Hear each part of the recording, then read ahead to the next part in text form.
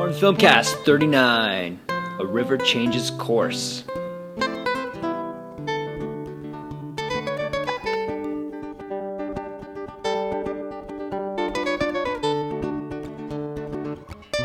This story is about hope, and I hope that you will see that hope reflected in the film.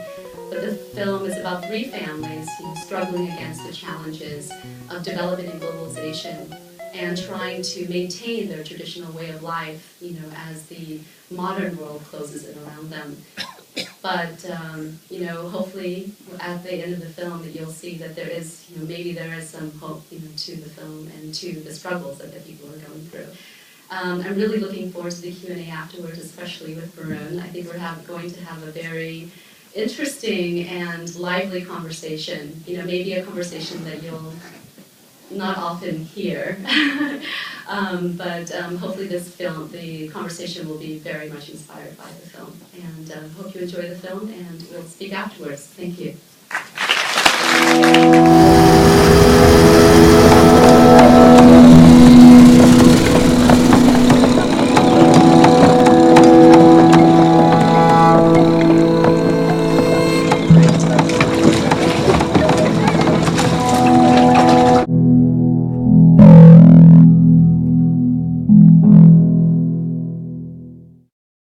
A River Changes Course. This movie does not seem to be meant to provide entertainment. I think there are a couple main points to this movie. Number one, to tell this story that is unknown to much of the world. And number two, to provide a story that, although more severe than many of our cases in the Western world, the filmmaker feels the story has analogies all over the world of financial struggle, similar human struggles. The movie comes out in New York October 4 at IFC, in LA ArcLight October 10, October 11 at Laemmle's Music Hall. So I think I'll just let the filmmaker speak for herself. About globalization in Cambodia, sort of the dark side of that, through this intimate story about families. And I'm wondering how you approach these stories, and where did you find these stories? Is this something you set out to do? Did you find them as you met families or in the editing room? How did it all come together? Thanks, Varun. First of all, I'm just so happy, to be able to share this film with all of you. It's been an incredible journey. From 2008 when we first met Sadi, in the floating village in his home, and him telling us his story about his life and what he was struggling with, and the challenges of fishing, on the lake, and the dwindling fish population in his village. And since I met him, I knew that I wanted to tell his story and the story of other Cambodian people, in Cambodia who are struggling through the same things, like Sassamorn, in the jungles in the forest, and Kyo, in the countryside, and forced to leave her village, to find work in the garment factories. And I wanted to tell the story of that life and their struggles, but in my mind, I also wanted to tell that bigger story, of the struggles of many people, especially indigenous and marginalized people, all over the world. We've been screening this film, all over the world in different countries like South Korea and Colombia and, in Eastern Europe and, everywhere, and of course in Cambodia as well. And the reception has been really remarkable. People have been really touched by the film and touched by the stories and touched by the families. But many people have felt that they are seeing the stories of their lives, unfolding on the screen. And, as we touch on this further, I'd like us to talk about that more, how their lives are connected to your lives. But first, speaking of connection, we were wondering if, Jennifer's going to go around passing a clipboard, and if you'd like to stay connected with us, please sign up, and we'll inform you of future screenings a river changes course and keep you informed about what is happening in Cambodia, because a lot is happening, and I'd like to talk about that more tonight.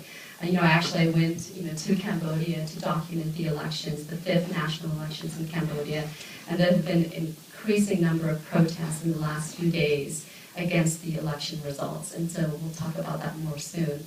But first, to answer Varun's question, the stories, the families. I met Sadi in 2008, but first I've been traveling to Cambodia for years, since 1998, during the summer of my junior year of college, to write for a senior thesis project on crimes committed against women. That's another paper. On the endurance of the Cambodian family under the Khmer Rouge regime. And when I went to Cambodia in 1998, I saw a Cambodia that no longer exists today. I went there, and my first experience, back to my homeland after being gone for 17 years, was flying over the countryside. I was on the plane on my way down, touching down into the tarmac of the airport, and I saw from above, I saw the rice fields, and the palm trees. And it was just rice fields and palm trees at that time. It was a completely different place, and my heart was thumping, my stomach was, grumbling, and butterflies were in my stomach, and I couldn't believe, that I was coming back to my homeland. But what I saw was just such a beautiful place, and that summer I just completely fell in love with my country. I traveled all over the country and interviewed families, and I even traveled to Ratchanakari, where Satsamorn and her family are from. And when I went to that area, it was completely covered with forests in 1998. We had to fly, to get there, because we couldn't get there any other way.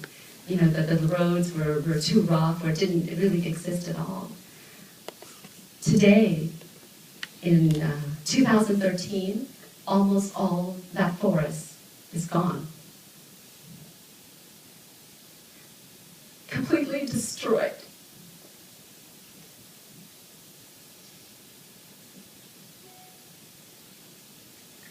There are only rubber plantations there now.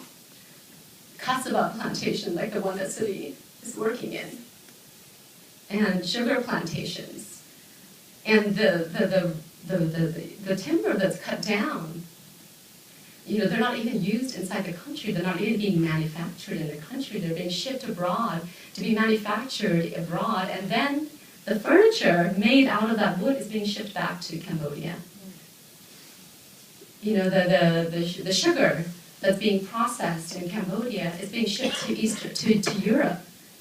The cassava that the plantation where Sadi works on, that cassava is not even the kind of cassava that you can eat. It's the kind of cassava that is made into ethanol, and the processing doesn't even occur in Cambodia. It occurs in China. So none of these families are benefiting from the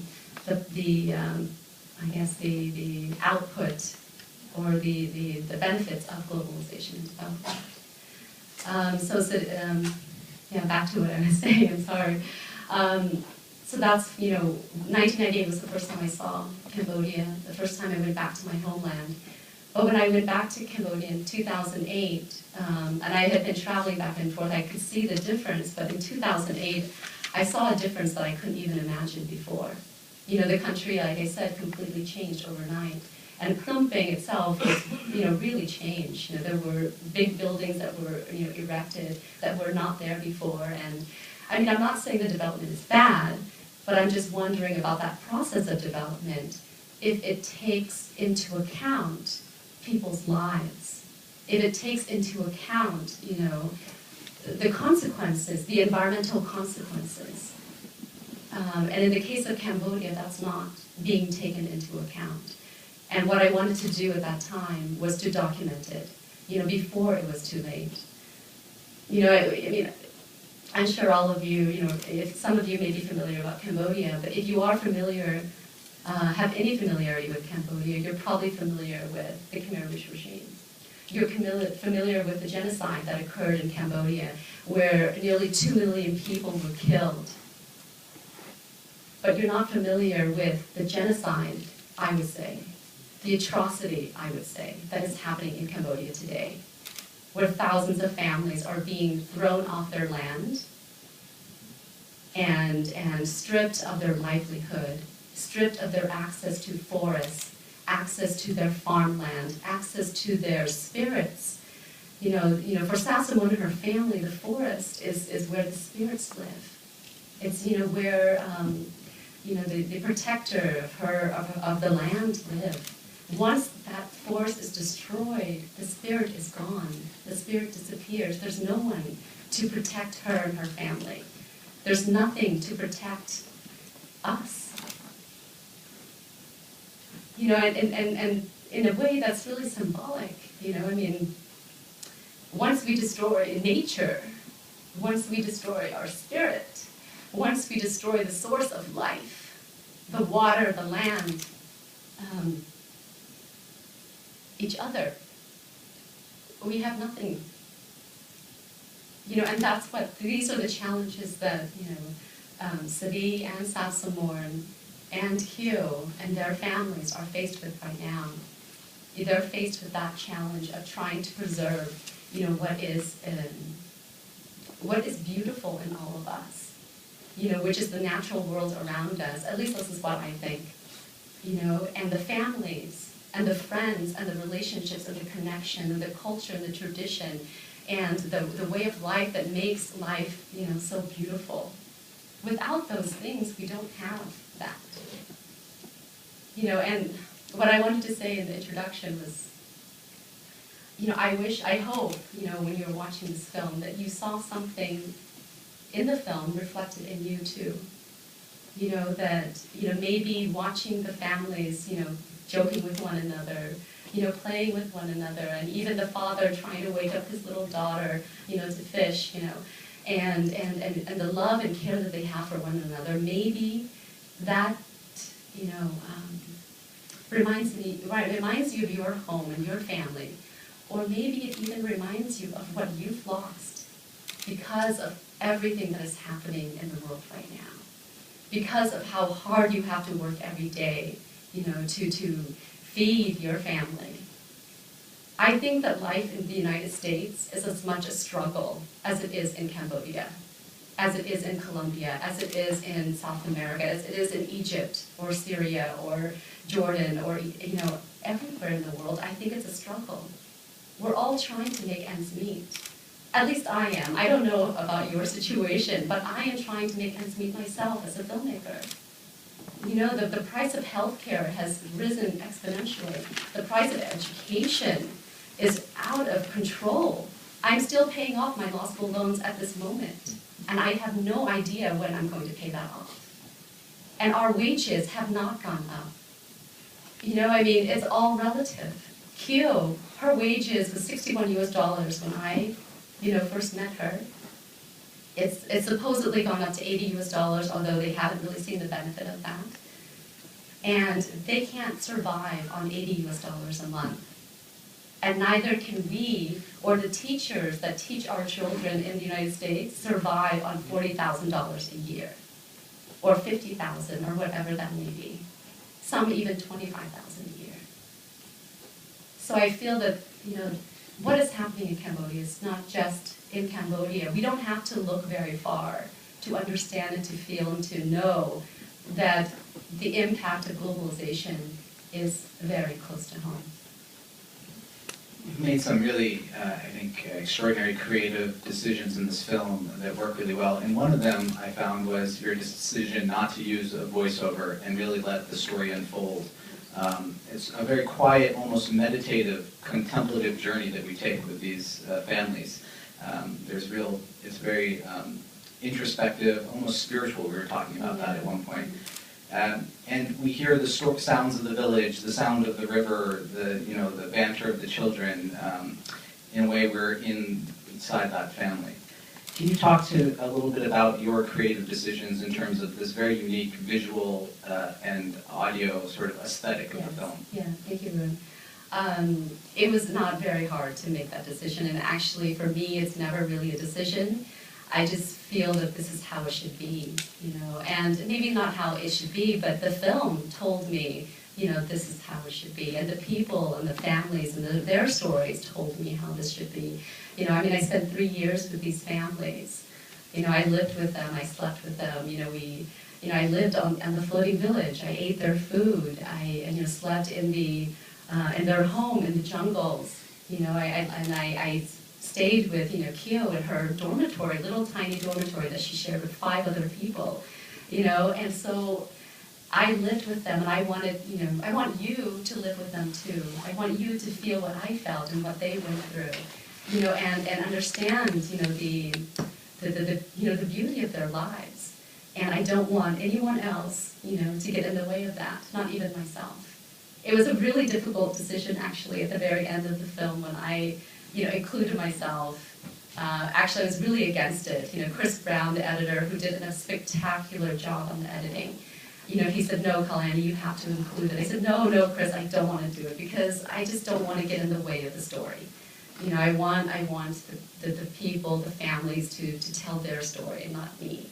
And he said, no, but you have to because the audience has to understand how much work and effort you put into the film.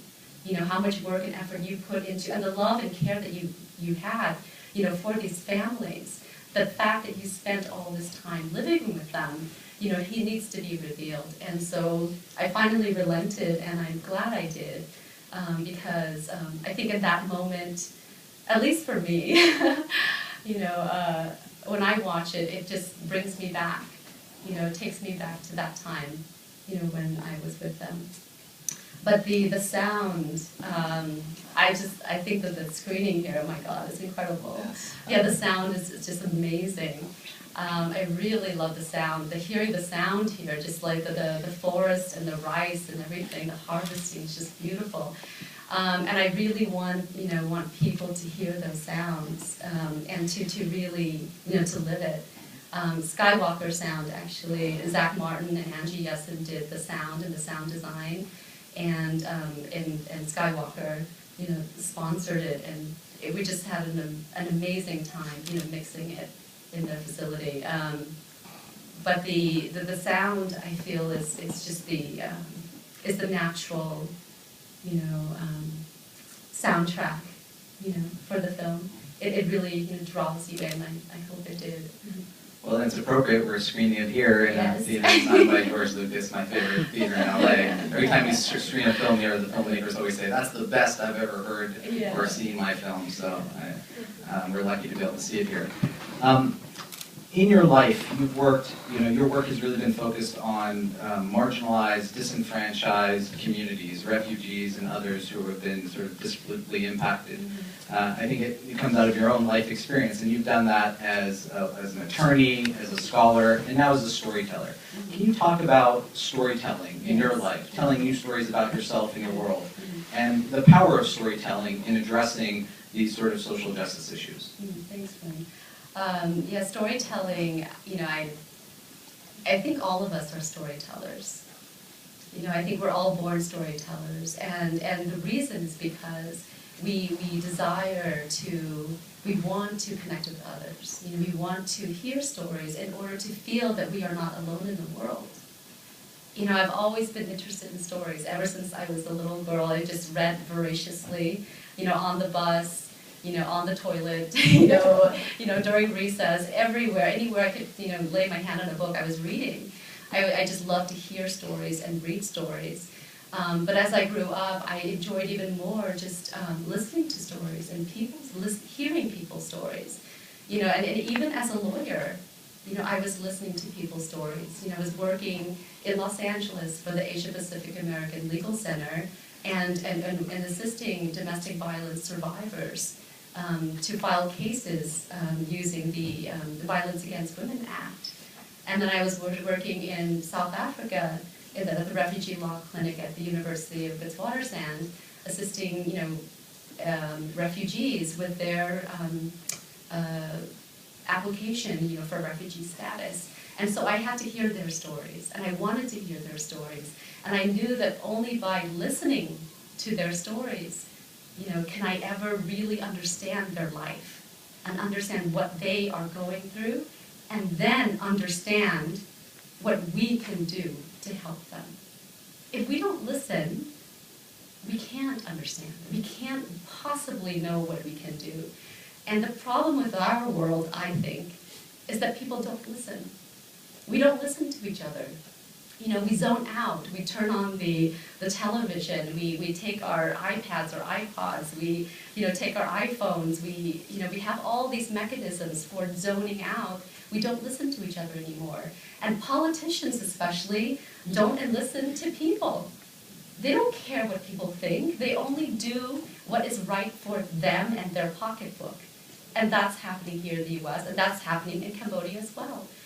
The government has no, they don't care. They don't care if people are being thrown off their land, if they have no more access to their livelihood, and that there's no way that they'll be able to make ends meet with $61 a month. They don't care because they are making a profit. And that's the problem, is when we are only seeking profit and not seeking to better people's lives. But, storytelling, I feel, that is the answer. The answer is for us to listen to one another and to help each other, tell one another's stories. I was actually in South Dakota recently. I'm working on a short documentary about the Lakota people and their children who are being removed from their families and placed in foster care homes and foster care facilities. And God, what is happening there, it just blows my mind. The kids are being taken from some of them are being taken without any reason, real reason, and their parents are fighting for their kids, have been fighting for the kids for like 7 years and have not seen their children. And some of these kids are being placed in facilities where they're being drugged and given, psychiatric drugs at the age of 2 or 5 or 10 years old. Why? What is the excuse? Money. The state of South Dakota is making millions of dollars off of these foster care homes and facilities. But that's another topic. But the reason why I wanted to bring that topic up is because there's a woman I've interviewed, and she's Lakota, and she's a grandmother, and she actually was placed in the boarding schools, in 1940s, when she was 5 and 6 years old. And in the boarding school, they cut off her braids, forced her to speak English, which she didn't even speak. She couldn't speak Lakota. She couldn't practice her native culture. And this was happening in the United States. And the priests who were taking these children, they were physically and sexually abusing the children. And so at that time, she was taken from her home. Now her grandchildren are being taken from their homes and placed in foster care. But anyway, that's another topic. But what she said to me was that in Lakota culture, you don't listen with your eyes. You listen with your ears. And so they never make eye contact. Sorry, I'm making eye contact with you. You look the other way and you listen, you open your ears up and open it wide so that you can hear everything that's coming in through your ears. And so that you can understand what people are saying. And then, only then can you respond. And that's why we tell stories. So that we can listen with our ears and we can respond appropriately. I could ask you questions all night, but I'll ask you one more, and then we'll open it up for our conversation. So we're sitting here in the best film school in the world with bright young film students, and you yourself don't have a formal background in sort of film training, but I guess I could say only characterize your work as fearless. Ever since law school, you've been out sort of making films in very difficult situations all over the world. And what advice do you have for our young filmmakers who may want to make a documentary, who may want to tell a different kind of story that you have learned in your process about filmmaking? What advice would you give to them? My advice is you don't have to be a filmmaker. That's first. Really, I mean, anybody who has the passion to tell a particular story should make that story, should document that story, and that's what happened to me. I was working in Iraq. And I felt really impassioned about what was happening in Iraq at that time, about the occupation of Iraq. And then the consequence of that was that 2 million Iraqi refugees were forced out of their country and forced to neighboring countries like Syria, Jordan, Egypt, and all over the world. And at that time, I knew that that was a story that I needed to tell. And even though I had no technical background, I was doing a little bit of photography in Mozambique, but really no video camera. But that didn't even enter my mind. I just knew that I had to do it. That I had this story I had to tell, and I needed to tell it right away. And I needed to tell it through a medium that many people will understand. And I knew that the news, the media outlets that we listen to, CNN, and what else is there? Fox News, and New York Times and the Wall Street Journal. Those are great, sources of information, but they're not necessarily the most unbiased ones. And I knew that the only way that we could get unbiased information was from the direct source, the people themselves. And so for filmmakers and non-filmmakers, I think my advice is really just to follow your heart and your passion. Whatever you feel passionate about, do it. And that is what will come through. Your passion will come through. If you don't feel so passionate about it, if you're only doing it because you think it's going to make a lot of money, or it's something that you think people will be interested in, but you're not really interested in it yourself, I think that will reveal itself as well. So I really think if you have the passion for something, if you want to tell a story, go for it. And really work hard, because it's going to be hard. There is life after law school.